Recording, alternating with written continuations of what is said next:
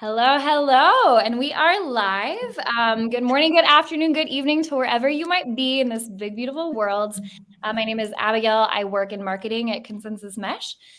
Mesh is the sister organization to Consensus Software, and Mesh is an incubator accelerator of Web3 technologies. And today I am joined by Justin from MoNA and Sam from 0xEssential, who both recently completed the last Tachyon cohort. So why don't we just kind of kick it off and have you guys introduce yourselves? After you, Justin, go ahead. Oh, sure. Yeah. So my name is Justin. I'm one of the co-founders of MoNA. My other two co-founders are Matt Hurl and Alex Patton. And the three of us created MoNA, which is a beautiful, decentralized metaverse built for artists by artists. It really is quite beautiful, I have to say. Yeah, so it's great, Justin. Great to see you, Abigail. Nice to meet you as well. I'm Sammy Bao. I'm the founder of 0xEssential. I'm sort of playing in the problem space of sort of NFT interoperability. I think that the easy sort of way to understand the problems I'm trying to solve is like, I really want to own an NFT car and be able to race it in any racing game and use it as transportation in a metaverse experience, right? And so really focus on trying to figure out how to bring, like object ontology or some sense of like classes of objects to NFTs and to digital assets. I love it. So cool. And we're going to get kind of more into that and just the metaverse and what you guys are both creating and stuff. But maybe let's start with Tachyon. I would love to hear more about your guys' experience and then just how you heard about it in general. For sure. Yeah. Sam, do you want to start for this one? Why not? You're so polite to each other. Please. I'll say that the tenor of the conversations in the accelerator were not always so kind. I bet they go firm. Yeah. I mean, you're packing a lot into a very short amount of time, right? And so, yeah, not so much time for those sort of pleasantries. But yeah, I mean, how did I find out about it? I guess I was invited to apply. So I sort of came into the space and did a project in the Chainlink Spring Hackathon. And some smart people thought that was cool. And I wish more like collectors thought it was cool, but investors and I guess Tachyon thought it was interesting. And it was also, a bit of a reunion for me, right? A bunch of the employees that at Mesh at Tachyon were people that I worked with at VaynerMedia earlier in my career. So it was also sort of a reconnection with folks like Gabriel Anderson and Sean Chang and Simon Yee. So that was sort of how that all came together, I think, for me. What about you, Justin? How did you get caught up with that crew? Yeah, it's wild. Earlier this year with that whole NFT hype in the mainstream with, artists like Beeple selling a $70 million NFT. My two co-founders and I, Matt and Alex, go way back, and we started playing around with this idea of creating an NFT art gallery. We saw that there was sort of a need for artists, specifically 3D artists, to display their work at the highest quality, over the web. And so we started playing around with this idea, built a little prototype, and that actually got noticed by the great people at Consensus and Tachyon. And so we applied, and here we are. And it's, Gabriel, Simon, Sean, all the mentors that were just so incredible. And I think like my favorite part about being in the cohort was actually meeting other founders like Sam and just kind of going through that journey together. It's been such an amazing supportive community. So it was a really great experience. Yeah. The accountability, right? It's like, It's so nice to sort of feel like you're not, I mean, especially for me as a solo founder, feel like I'm not alone, but also just like the accountability and like other perspectives to sort of lean on is really nice to go through it with other companies, right? Yeah, totally. Absolutely. Are you guys placed in cohorts with other founders that you continuously meet with throughout the whole program, or how does that kind of work? Yeah, we had a cohort where, Sam and then, myself and all the other, I think there were like 40 or 50 founders total probably. And so it was every day for about 3 months. And it was a few hours at least a day. And yeah, throughout the cohort, they had different programming events and different sessions. It was really just like a sprint, like boot camp to get us ready. Yeah. I love it. Very, very intense, but definitely worth it. It's amazing. For both of you guys. So, I mean, just looking into what you guys are building right now, I mean, you're both really building out this new kind of creator entertainment metaverse, one of you in gaming and then the other one of you in high-end 3D art. What convinced you guys that this is going to be like a huge market segment in the future? And maybe let's start with you, Sam, for this question. Sure. Yeah. I don't know. I mean, it feels obvious, right? That gaming is going to be a sort of big part of this. I mean, and I think also, what attracted me to it is the ability to bring a lot more mainstream users in, right? Even me personally, right? Like, as someone that doesn't know much about finance, like DeFi was not super interesting to me. But when she started getting into like objects and things like that, that just sort of made a lot more sense to me. Yeah, I don't know. I mean, I think it's just very easy to sort of see games that exist now and sort of think about all the time and sort of value that you sort of generate in those games, but it's sort of locked within those sort of walled gardens. And so, yeah, I mean, it feels, I'll say this, like a sort of silly thing that I like to go to is like, sometimes I think a little bit like heady about the work that I'm doing and I think about simulation theory a little bit, and it's like, I don't know if I believe we're living in a simulation, right? But like, if we are, somebody did the work that I want to do very well, right? Like, we all sort of understand the edges of objects and that this thing is a thing that's not this thing. And so for me, it's like, it feels like a good bet to bet alongside we're living in a simulation type of stuff, right? And so that to me was sort of like, where I was like, this is definitely gonna be massive and important, right? And so a little bit idealistic too, maybe. Mm-hmm, mm-hmm, yeah. So are you the god of the metaverse? Is that what you're saying? No, God, no. Creating He is. Yeah, he is. He's pulling the strings. Bottom up, right? It's got to be bottoms up. It's like we want to champion standards, but we don't want to create them top down, right? Because then we're just going to be the Facebook or the Epic that we're trying to push back against. Yeah, right? Absolutely. Yeah, awesome. What about you, Justin? Yeah, those are really great points that Sam makes there. In terms of, I guess, the market segment we're going after first, which is high-end 3D art. Matt and I have been in the VR and AR space for a really long time, ever since Oculus released their first developer kit. And I had spent time at Magic Leap before starting this company, and so we've always been convinced like this is where that market is going. The hardware is eventually going to get better and better. And for myself as well, I'm a digital artist, and I'm seeing like all the amazing ways that Web3 is opening up new revenue streams for artists to monetize their work, and also to retain that authenticity, and that ownership over digital work specifically. And so that was, just being in this space for so long, and then also going through early validation processes, talking with artists in the space, and specifically 3D artists. It just became more and more clear as we went through the process of building out early prototypes that this is we're onto something that's pretty big. Mm-hmm. Yeah, the MoNA team, you guys have such good founder product fit. It's like, it's so amazing. Like, this is like the perfect thing for your team to be building. It's like, I'm so nice. Impressed by that, right? It's like so much experience in the space and like really accomplished in the space too, right? So it's like that for me, from you guys throughout this process, it's been like, these guys definitely know what they're talking about, right? It's like been very impressive. That's really kind of you to say. Thanks so much, Sam. And I do have to say too, just like, even I've always enjoyed like watching your whole process with what you're doing with Rasslers and 0x and all the projects you're putting out. It's been really inspiring, and even going back to the cohort, like seeing the work you're doing. And it's just it's an inspiration for me. So it's like right, and it's like back to the question about the accelerator, right? It's just like I think we all sort of buy into the notion of like a rising tide lifts all boats, and like there were even some projects in the accelerator, the cohort, that were potentially competitive to what I'm working on, right? But like totally open to collaboration and like inspiring and giving each other ideas and that sort of stuff. It's a really nice part about this space, right? Mm-hmm. Yeah, love it. That's awesome. I'm loving. I mean, I can just sense like the encouragement, right, and like the sense of camaraderie that comes from being a part of Tachyon. So it's cool to kind of get a feel for that.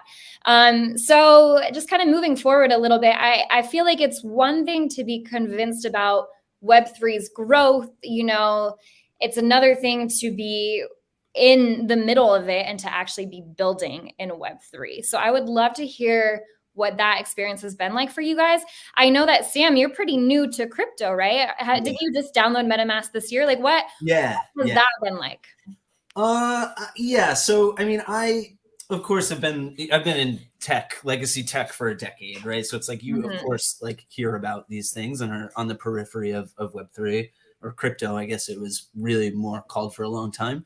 I mean, what can I say? I mean, I think, you know, what I've sort of done is sort of take an attitude entering the space that I may be naive about some things and I have a lot to learn, but that doesn't mean the ideas that I have don't have value, and you know, not letting perfect be the enemy of progress, and sort of building in the open and trying to share and trying to learn. And I think that's the right attitude in anything, right? But I think in particular here, the space really respects that when you sort of try to do public good stuff, when you try to help other people up, when you try to help other people in.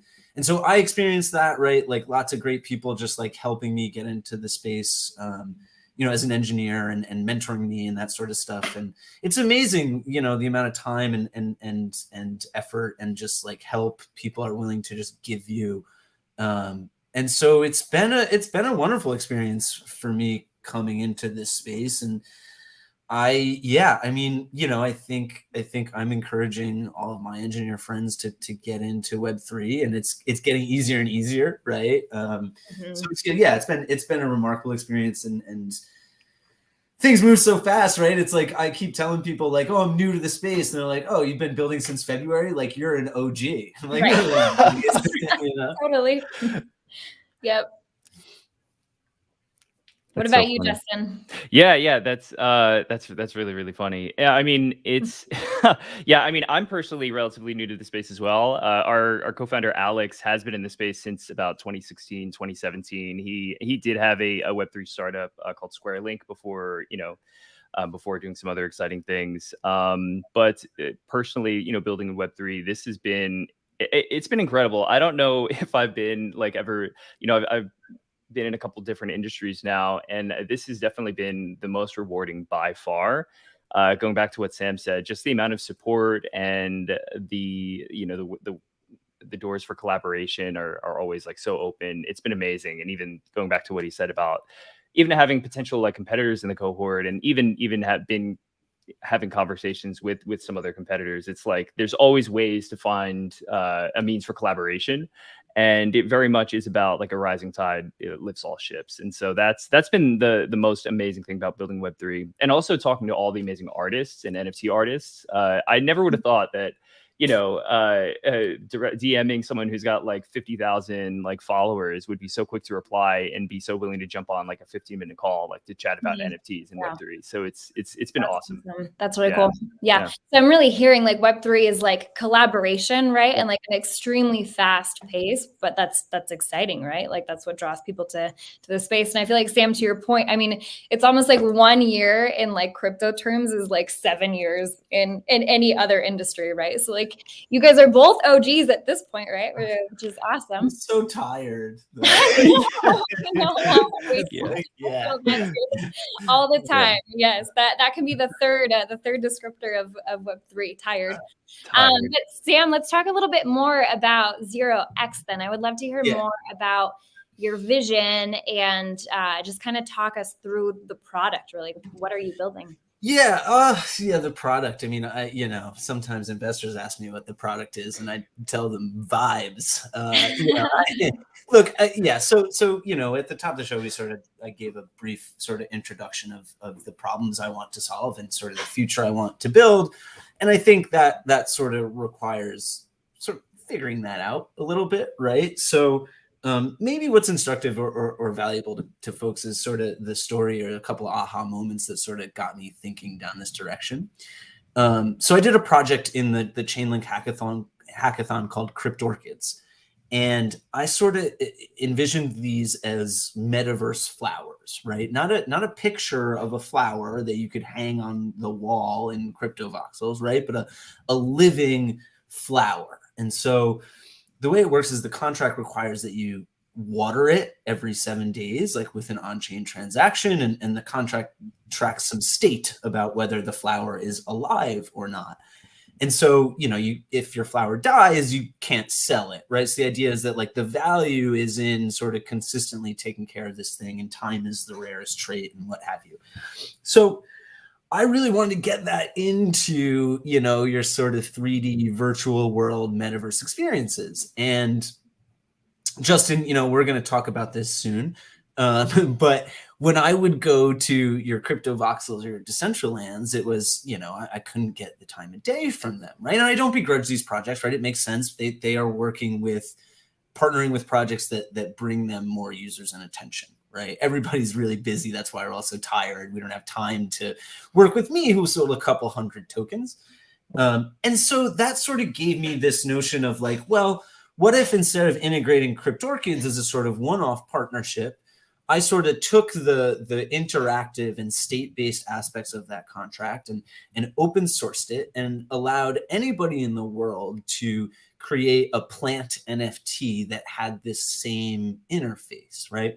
So what that creates is sort of this long tail of now MoNA or any of these other virtual 3D experiences can now integrate every compatible NFT, every plant NFT, or plant, as I'm calling them, right? So it's like, that's really powerful, right? So it's like now any creator in the world, right, can come in and create this thing, and their owners can put it in their spaces, right? This true like borderless, interoperable sort of world. And so that's really, right, that's what we're trying to figure out. It's like, I think in one way the product might be the open Zeppelin of meaning or capability, right? Like I could imagine in a few years, every NFT contract that gets written inheriting and importing contract primitives from our SDK that add standard capabilities, right? And so, that's what we're starting to experiment with. And Rasslers is like a game that we're building to test that notion of how can we attach capability to like PFP avatar type projects, since those are so popular, right? So like, how can we turn a Bored Ape into a thing that can wrestleable, right? And so that's where we're at, right? And so starting to work with some other projects about using our SDK for something like this, and experimenting with different ways to address cross-chain challenges. So that's, it's sort of, we're in a bit of a messy middle, but like very clear the type of future we want to enable, and think there's different things we need to experiment with to find the best approach. Yep, I love it. I love that you went from keeping a flower alive to wrestling. I know, yeah. What a trajectory there. Yeah. It seems very, very discordant, but there's I promise a through line there. Yeah, no, absolutely. I'm not just throwing stuff against the wall. Right. No, totally. Well, we would love to see a demo if that's possible. Sure. Yeah. Let me see if I can share my screen here. And share screen. I'll do this screen. Share. Okay, so I got Twitter open, obviously. Can you see this? I don't know. You're right. Okay, let me add it. There we go. Oh yeah. Cool. So this is sort of our alpha experience. I'm sort of in our sort of home, the locker room, right? So I chose one of my Blitnots as like my Rassler. When I talk about these standards, right? Like this is all we're talking about. It's just 6 attribute-based integers that we think describe a wrestler's skills or the essence of a wrestler, which of course is like incredibly silly to talk about, right? It's like I'm reading Plato and then talking about wrestlers, absolutely ridiculous. So we're doing our own NFT drop. We're creating our own characters. We allow you right now just to buy attribute upgrades with Matic. So getting into sort of play to earn-ish mechanics, and want to experiment with rev share here. So you can imagine me upgrading my Rassler and a share of that going back to the NFT project. And so in terms of the game right now, we have what we're calling single player versus blockchain CPU games. So our game contracts are all on Polygon. And so the contract's going to choose via Chainlink VRF, 3 random moves from our moves list that are available to me now. And I can choose one of these, and we're using meta transactions and our sort of proprietary meta transaction middleware tech that ensures that I own this piece before I can actually submit this move. So that's a signed message, right? And that's sort of going through a centralized server, checking that I own this split knot, and then it's going to submit the transaction to the network. And so we can see that here. And once that comes back, what happens in that transaction is the stats interact with the move stats and with the defender's stats to determine an HP hit. So we spit out the move text and the HP hit, a little bit of animation. And then it's the opponent's turn, right? And they'll sort of attack back in the same transaction. Okay. And then, it's my turn again, and there's 3 new random moves for me. So that's it, right? The gameplay is really pretty basic at the moment. What we're working on now is like a live lobby, challenge other players, player versus player matches type of stuff.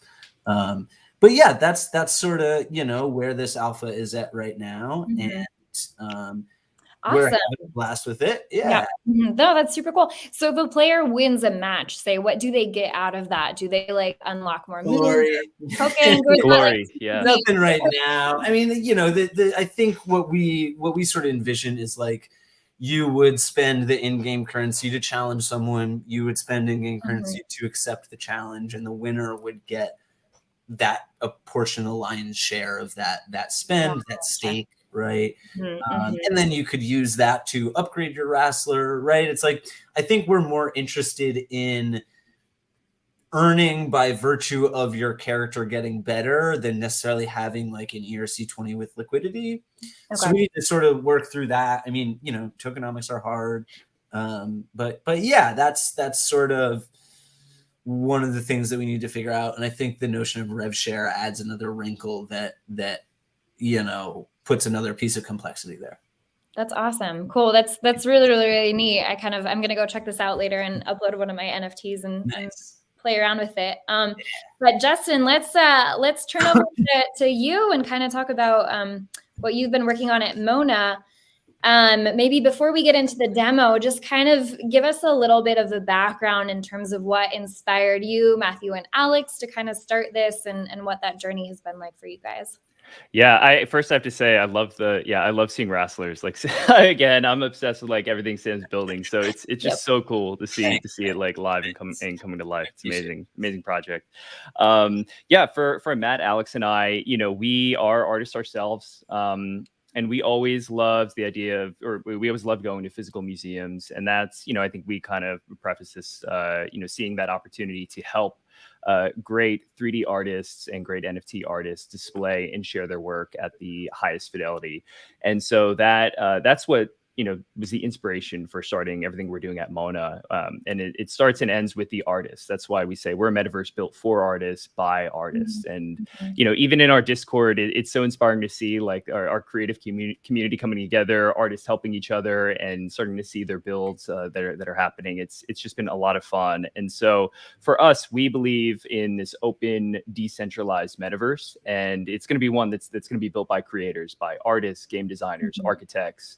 And so we really want to enable that mass creation, and we want to make it easy for 3D artists to use tools that they're already used to using to create amazing spaces that are NFTs that they can upload and share in MoNA and connect to other NFT spaces. Cool. I love it. Let's see it in action. Awesome. Let's do it. Okay. Let me see. I'm going to share my screen. And I'm not gonna lie, I've gotten a sneak peek. I've browsed on the website, and I'm a big fan. Oh, amazing! So we're excited for people to look at this. Yeah, it's super cool. Oh, that's so nice. Thank you. Yeah. So actually, I would love to take you through a very quick demo. Right now, we're doing this the Filecoin Forum, which Filecoin is sponsoring a $200,000 build bounty for 18 of their favorite spaces being built through October. So actually, I want to take you through the process for an artist building a space. So we have a super easy space template for artists to download. Basically, I'm going to take this model that I already created in a 3D program. I'm going to drop it into our template, drop a material on it. And then basically we have a MoNA menu here, and I'm going to build what are called playground files. So I'm just showing you how easy it is for an artist to get started. So that's going to build and export these files that we're then going to take into MoNA. So inside of MoNA, from the artist perspective, all you do is log in with your MetaMask wallet, and then you can click to start a new space. And so I can enter some information about this space. Rocks. I like rocks. And then beautiful, so cool. beautiful rock landscape. So just enter some info about your space, click continue. And then here you could actually start to upload these playable files. So I'm just going to drag and drop this export that came from that 3D program Unity, and that's going to export. And then you can also drop in a preview image, and then we have a mintable file that you export from Unity as well. And then we have a preview render. So now I've already done this and prepped a scene for us to take a look at. So I've done all this here, and now in order to preview the scene, I'm just going to click preview. And that's going to launch us right into MoNA. So all in the web browser, in less than 2 minutes, I went from creating this 3D scene to now walking around and exploring it live in MoNA. Oh my God, this is amazing. Yeah, and so what's really exciting is you can also link NFTs that you've minted on other platforms. So I set up an example here of this beautiful, very detailed chrome sphere, which you can then click through and see where it's listed on OpenSea. So you're also able to link NFTs that you have on other platforms, and you can link out to them. And then you'll notice we have this enigmatic sort of doorway curtain here. You can actually use portals to link your spaces and connect them to other spaces all inside of MoNA. And yeah, so that's sort of a super quick demo. Here's another quick space I could dive into. This is our MoNA Genesis gallery. And so this is an even larger space. You can get a sense of the scale and what's sort of possible. And this gallery is made up of 10 rooms that we're connecting now to spaces that artists have already built. And so that's about it. So it's super easy for an artist to get started in building and get a space up and running. That is awesome. I love it. I think you guys should do a collaboration and have a wrestling match within MoNA. Have one little space for wrestlers. You don't think that's a little highbrow, lowbrow? It's we're gonna have to change the best of both worlds. That's the best of both worlds. Honestly, we definitely should do that. That's what I'm one of the things I'm most excited about is seeing the early feedback from the community, and so many people are asking for more interactive elements and how they can build little games inside of MoNA as well. So we can totally do that. Well, I mean, mine, like I said before, my mind more goes to CryptOrchids, and so one of the questions I'd sort of ask you is and that I'm struggling with a little bit is if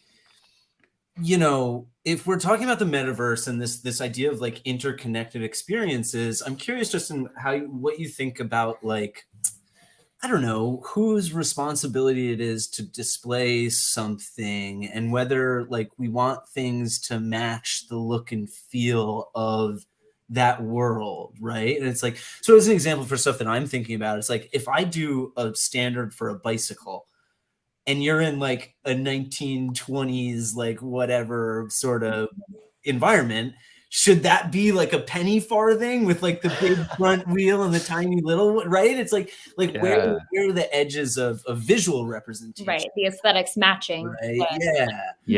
Yeah, that's a great question. That's also what I think is super exciting. I mean, there are no rules, right? And there are no rules to the metaverse. And so it'll be really exciting to see you could totally have a 1920s style space or even spaces designed in different sort of artistic styles and then mixing and matching different NFTs or different objects in those spaces. That could be really, really cool and opens the doors for so much more creativity. It's Yeah.